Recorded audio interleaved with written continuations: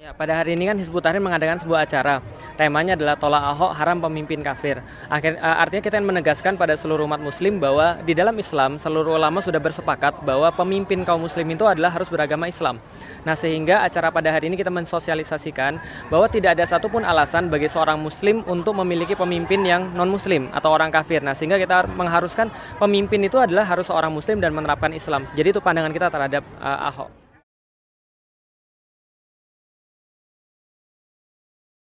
Aksi ini tidak ada urusan sama sekali dengan SARA. Kenapa? Karena memang Islam itu memandang bahwa segala sesuatu yang berkaitan dengan kodoknya Allah, takdir Allah itu tidak perlu dipermasalahkan. Kita lahir di mana, kita lahir sebagai etnis apa, itu tidak perlu dipermasalahkan karena itu bukan sesuatu yang kita pilih.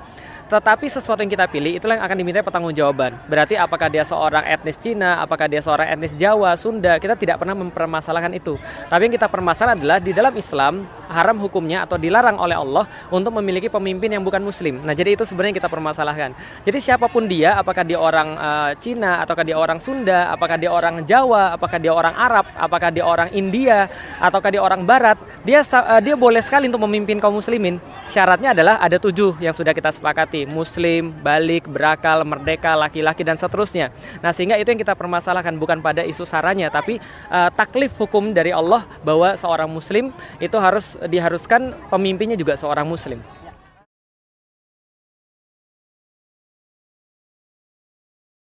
Saya selalu mengatakan bahwa tidak cukup seorang muslim punya pemimpin yang muslim. Karena berbeda antara mendudukkan seorang muslim menjadi seorang pemimpin dengan mendudukkan Islam menjadi sistem kepemimpinan. Itu dua hal yang berbeda.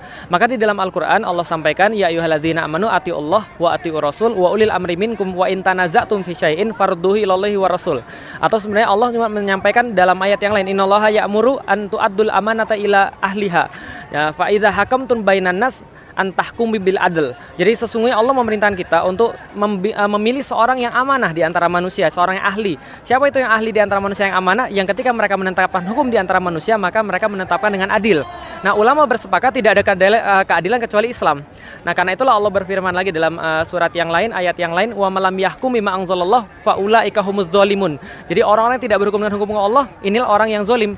Nah, berarti pemimpin itu harus seorang muslim dan sistem kepemimpinan harus Islam. Nah, kalau ada seorang muslim yang memimpin tapi dia tidak menerapkan sistem Islam, berarti cuma satu kewajiban yang terlaksana, tapi satu kewajiban lagi belum terlaksana. Karena itulah seorang muslim harus menuntut pemimpin muslim dan sistem kepemimpinan yang Islam.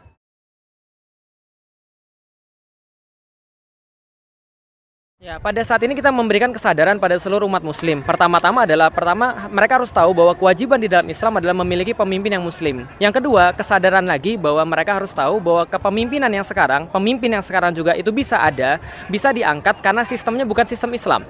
Jadi demokrasi yang ada itu dia memperbolehkan ada calon yang non muslim, dia memperbolehkan non muslim bisa jadi seorang pemimpin. Nah, ini yang menjadi problem yang harus mereka sadari juga. Berarti ke depan jangka panjangnya mereka harus mengalihkan kepercayaannya itu bukan hanya pada seorang pemimpin muslim, tapi pemimpin yang mau menerapkan sistem Islam. Itu harapan kita ke depan.